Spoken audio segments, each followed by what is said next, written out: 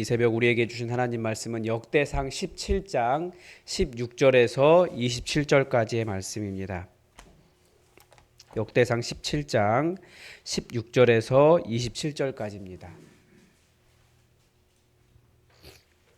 우리 하나님의 말씀을 다 함께 받들어 읽겠습니다. 다윗 왕이 여호와 앞에 들어가 앉아서 이르되 여호와 하나님이여 나는 누구이오며 내 집은 무엇이기에 나에게 이에 이르게 하셨나이까. 하나님이여 주께서 이것을 오히려 작게 여기시고 또 종의 집에 대하여 먼 장래까지 말씀하셨사오니 여호와 하나님이여 나를 존귀한 자들같이 여기셨나이다. 주께서 주의 종에게 베푸신 영예에 대하여 이 다윗이 다시 주께 무슨 말을 하오리이까. 주께서는 주의 종을 아시나이다. 여호와여 주께서 주의 종을 위하여 주의 뜻대로 이 모든 큰 일을 행하사 이 모든 큰 일을 알게 하셨나이다. 여호와여 우리 귀로 들은 대로는 주와 같은 이가 없고 주 외에는 하나님이 없나이다. 땅의 어느 한 나라가 주의 백성 이스라엘과 같으리이까. 하나님이 자기 백성을 구속하시려고 나가사 크고 두려운 일로 말미암아 이름을 얻으시고 애굽에서 구속하신 자기 백성 앞에서 모든 민족을 쫓아내셨사오며 주께서 주의 백성 이스라엘을 영원히 주의 백성으로 삼으셨사오니 여호와여 주께서 그들의 하나님이 되셨나이다. 여호와여 이제 주의 종과 그의 집에 대하여 말씀하신 것을 영원히 견고하게 하시며 말씀하신 대로 행하사 견고하게 하시고 사람에게 영원히 주의 이름을 높여 이르기를 만군의 여호와는 이스라엘의 하나님 곧 이스라엘에게 하나님이시라 하게 하시며 주의 종 다윗의 왕조가 주 앞에서 견고히 서게 하옵소서. 나의 하나님이여 주께서 종을 위하여 왕조를 세우실 것을 이미 듣게 하셨으므로 주의 종이 주 앞에서 이 기도로 간구할 마음이 생겼나이다. 여호와여 오직 주는 하나님이시라. 주께서 이 좋은 것으로 주의 종에게 허락하시고 이제 주께서 종의 왕조에 복을 주사 주 앞에 영원히 두시기를 기뻐하시나이다. 여호와여 주께서 복을 주셨사오니 이 복을 영원히 누리리이다 하니라. 아멘. 제가 설교를 하면서 여러 번 이런 말씀을 드렸습니다. 구약 성경을 읽을 때 하나님이라고 써 있는 말과 여호와라고 하는 이름을 구분해서 읽으면 성경이 조금 다르게 보인다, 이런 말씀을 드렸습니다.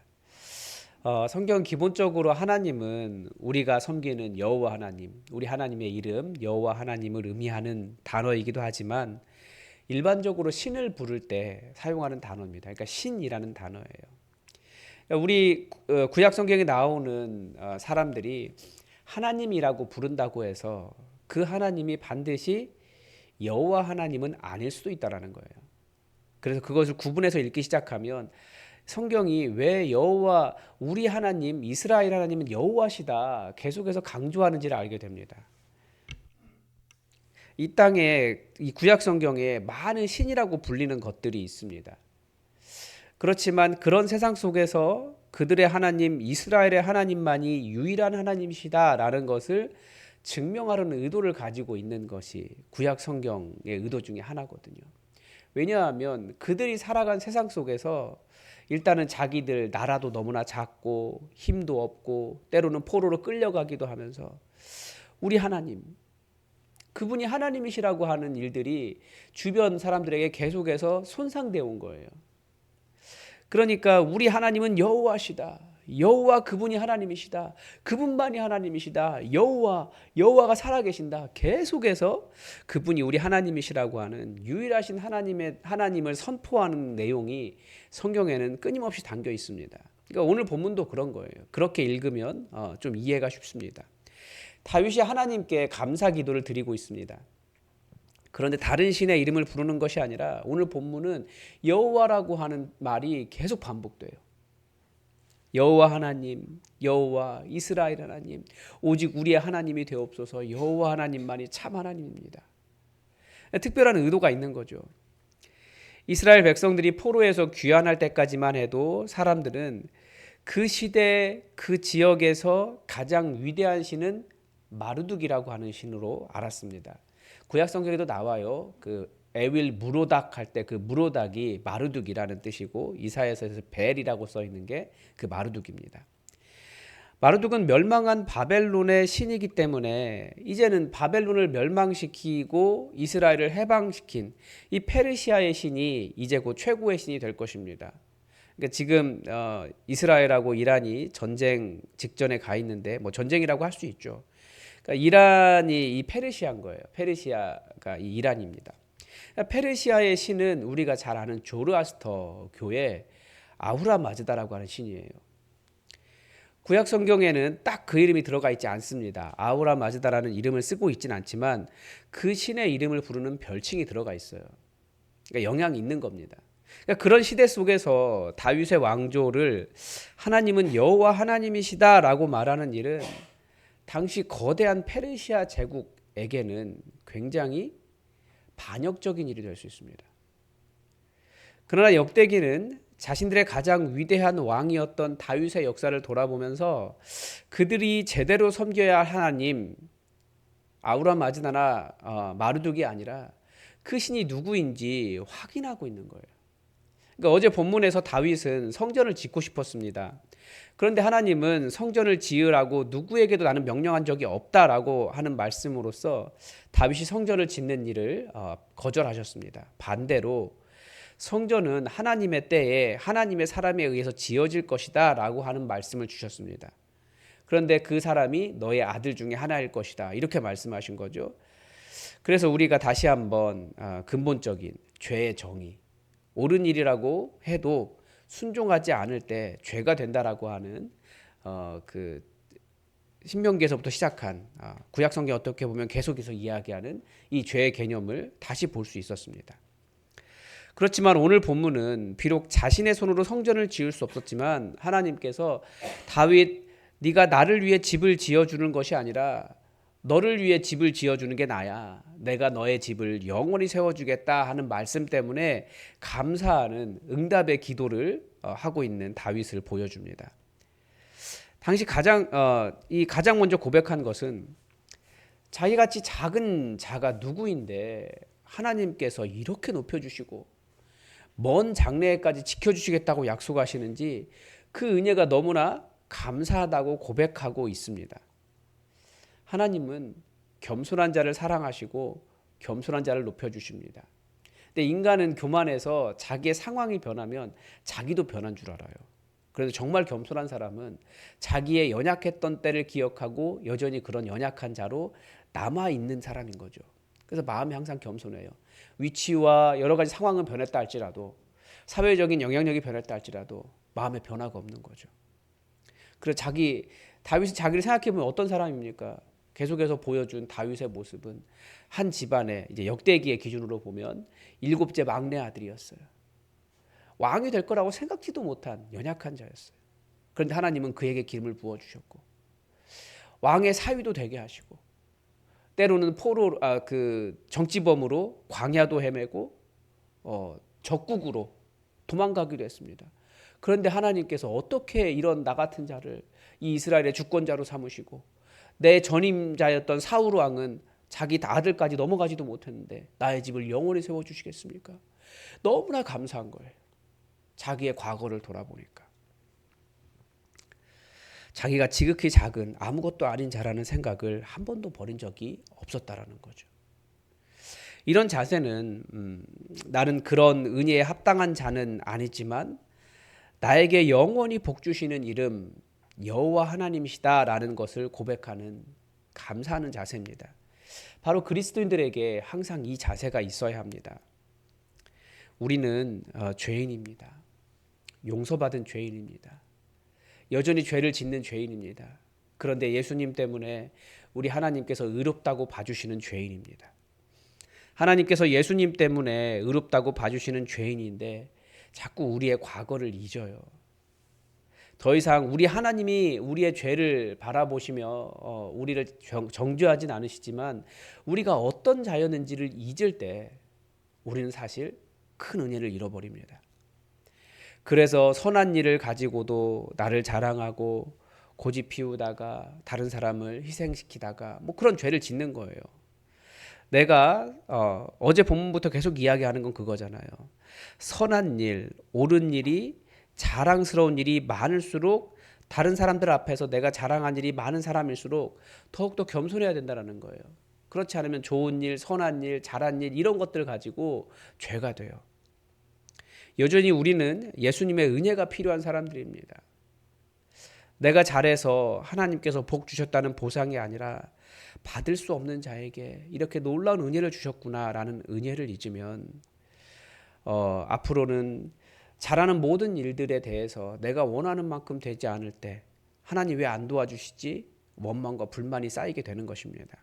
그래서 우리는 과거를 돌아볼 필요가 있어요. 우리가 어떤 자였는가. 그러니까 우리 교회의 처음의 시작을 한번 생각해 보세요. 어떤 상황이었는지. 지금의 상황은 너무나 감사하고 은혜고 앞으로 하나님 지금까지 행해 주신 일들 바라볼 때 또 앞으로 행해 주실 일들을 기대할 수 있는 모든 순간이 은혜 아니었습니까? 그리고 우리의 어려울 적을 어릴 때를 한번 생각해 보십시오. 그때에 비하면 지금 정말 천지개벽과 같은 수준으로 우리가 변하지 않았습니까? 그 과거를 기억하지 못하면 감사를 우리는 잃어버릴 수밖에 없어요. 그래서 우리 마음 자세가 변하는 것이 아니라 과거를 기억하며 하나님 주신 은혜를 세워보는 그런 자세를 가질 필요가 있습니다. 이럴 은혜를 아는 자세 때문에 다윗은 20절에서 22절에서 유일하신 하나님을 고백하고 있습니다. 다윗을 왕으로 세우시고 그의 집안을 영원히 세워줄 수 있는 신은 여호와 한 분뿐이시다라는 고백입니다. 처음부터 말씀드렸지만 이 역대기의 기록자들이 살아가던 시대에는 이런 고민들이 정말 많았을 것 같아요. 포로에서 돌아와 황량한 예루살렘 그 성에 서보니 자기들의 하나님은 너무나 초라해 보였을 거예요. 예전에 사람이 가득했을 유다의 성읍들을 생각하지만 지금은 비어버린 자기들의 땅을 바라보면서 우리 하나님보다는 페르시아의 신이 훨씬 더 위대해 보였을 것입니다. 그 사람들이 종교 행사를 가질 때 그 신년 축제라고 하는데 그게 어마어마한 온 나라의 잔치였거든요. 그런데 자기 하나님은 법궤를 통해서도 보지만 제사장 몇 명이 한 4명이 이렇게 어깨에 짊어지고 가는 초라한 괴짝처럼 보였던 거예요. 자기의 모습들을 바라보면 다 한없이 연약해 보였죠. 그런 시대 속에서 당시의 모든 것을 신으로 해석하는 세계 속에서 고대인들이 그런 상황에서 우리 하나님 여호와가 가장 위대하시다. 우리 하나님만이 유일하신 하나님이시다라고 외치는 일은 정말 어려운 일이었다라는 거죠.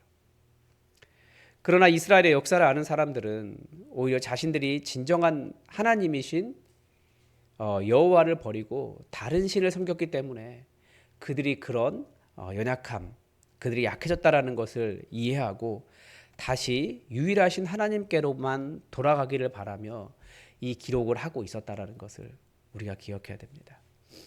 우리도 자꾸 위대한 시대를 꿈꾸는 것 같아요.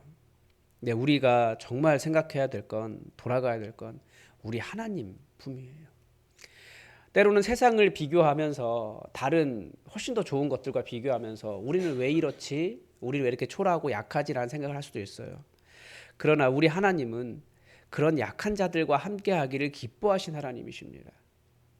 어제도 왜 성전 지키를 거부하셨습니까? 어제 본문에서도 우리 하나님은 장막으로 이 사람 속에 연약한 백성들 사이에 때로는 이곳에서 저곳에서 함께하고 이동하고 싶어 하신 하나님이셨기 때문에 그래요. 우리의 연약함과 한계를 바라보는 것이 아니라 우리에게 오셔서 우리의 상황과 우리 연약함과 우리의 한계를 극복하게 하시는 예수 그리스도를 바라보는 믿음이 우리에게 필요한 거죠. 이 시대에도 여호와 하나님 말고 다른 것이 우리를 살린다고 하는 것이 너무나 많은 세상입니다. 그러나 우리에게 영원히 복 주시는 이름은 오직 여호와 하나님 그분밖에 없다라는 것을 명확히 이해하고 이 많은 여전히 신처럼 여겨지는 것이 너무나 가득한 이 세상 속에서 오직 여호와 하나님은 바르게 섬기며 살아가는 그분만을 섬기며 살아가는 믿음의 백성이 되기를 주님의 이름으로 부탁드립니다. 오늘도 하나님의 뜻이 우리에게 이루어지기를 주기도문으로 기도하겠습니다. 하늘에 계신 우리 아버지, 아버지의 이름을 거룩하게 하시며 아버지의 나라가 오게 하시며 아버지의 뜻이 하늘에서와 같이 땅에서도 이루어지게 하소서. 오늘 우리에게 일용할 양식을 주시고 우리가 우리에게 잘못한 사람을 용서하여 준 것 같이 우리 죄를 용서하여 주시고 우리를 시험에 빠지지 않게 하시고 악에서 구하소서. 나라와 권능과 영광이 영원히 아버지의 것입니다. 아멘.